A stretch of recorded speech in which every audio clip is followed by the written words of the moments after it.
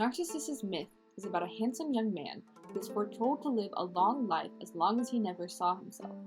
After he rejected a young nymph named Echo, the god sought vengeance on her behalf and showed the man his reflection in a pool of water. There he stayed, too enraptured by his own beauty to ever leave, eventually dying there.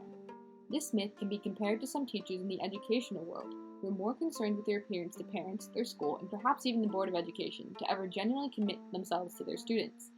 Their focuses in class are more on seeing high test scores that make them look good versus all of their students' success. It's not a concern for them if things like social emotional learning are ever present in their classrooms. This is why teachers who take Ariadne's approach in the myth of Theseus and the Minotaur are superior.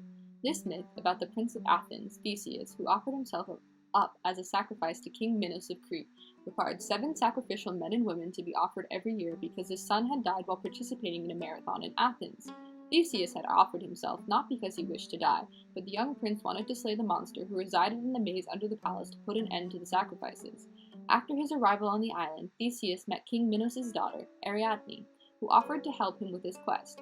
Before he was sent into the maze, she gave him the spool of golden yarn so that he would be able to find his way out after he defeated the Minotaur. Theseus succeeds, and he and Princess Ariadne sail back to Athens together. A real committed teacher is a lot like Princess Ariadne. They will do their best to give their students all of the resources and opportunities they can. By doing so, those teachers can also include students who may fall out of the average in their school. Students with learning disabilities, or perhaps those in English as a second language, are thought of and included in the designed content. This can be done in ways like creating an inclusive classroom by adding information about cultures from all over the world, or offering ESL students extra resources in their native language to help them better understand what they're learning. Another way that shows a teacher's commitment to their students' learning is to push their students to motivate themselves, either intrinsically or extrinsically. Teachers can do this by allowing students more leeway with projects, giving them a choice to pick what they want to work on, much like this one. Alternatively, maybe the teacher brings in a friend who is in a field related to the class, giving the students a better opportunity to know what they can do with that course. Nevertheless, the most crucial part of motivating your students is doing it in a way that shows them that they can succeed, because one of the keys to being a committed teacher is not just giving them the tools, they also need the emotional support. The next myth is about the fall of Icarus. Icarus was the son of Daedalus, a great inventor who lived in a tower on the island of Crete. He was imprisoned there by King Minos after he designed the maze where the Minotaur was kept to keep the secret of the labyrinth. While trapped, Daedalus created 2 sets of wings. Before Icarus and Daedalus flew away, Daedalus warned his son not to fly too close to the sun, or the wax would melt, and not too close to the sea, or the feathers would get wet. Soon after they left, Icarus forgot about his father's warning and flew higher and higher. Eventually, he flew too close to the sun and melted the wax on his wings, falling into the sea where he drowned. A cautionary tale about not listening is also an excellent example of showing the differences between knowing your subject and knowing how to teach your subject. In this case, Daedalus is the one who knows their subject, having crafted the wings himself and knowing how they work and what is needed to keep them working. Icarus, on the other hand, is a prime example of merely knowing how to teach, who knew that flapping his arms would keep him afloat, and this is what made him fly. However, like many people who do not know what they're doing, Icarus forgot the essential part of his father's lesson and flew too high. Teachers who only know how to teach may also suffer the same consequence.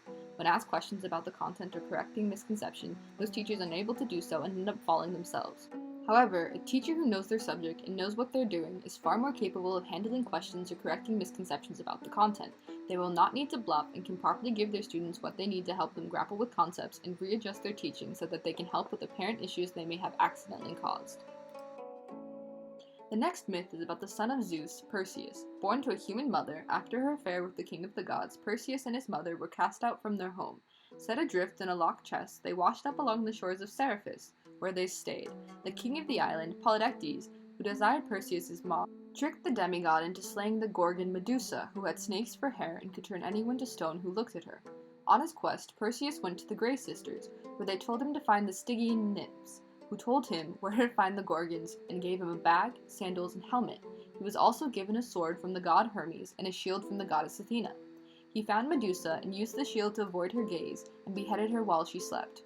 He brought the head to Seriphus, where he turned the king and all his sons to stone and rescued his mother. Teachers are a lot like the demigod Perseus. They use many tools to teach. However, not only that, teachers are also best suited when they use the help of others. Educators are lifelong learners, and no school year or students are ever the same. This year, for example, was a radical change from any of the ones before. The way things were taught needed to be adjusted entirely, and so did how teachers delivered that content to their students.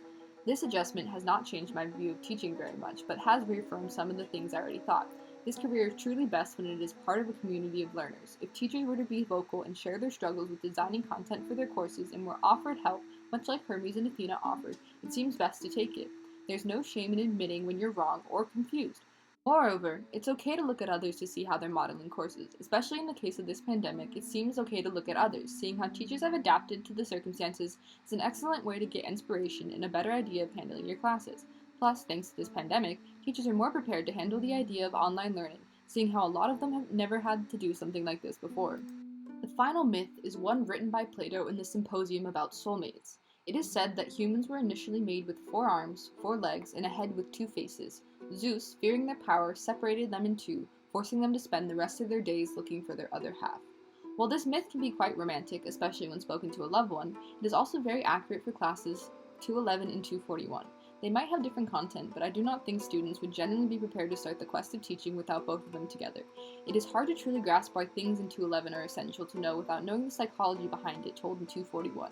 How can you not know to shove students too hard without knowing how things like motivation and goal orientation affect them? Alternatively, why the way the brain processes information is vital to understand when modeling for your classes. Suppose you do not know that all long-term memory information must first pass through sensory registration and working memory.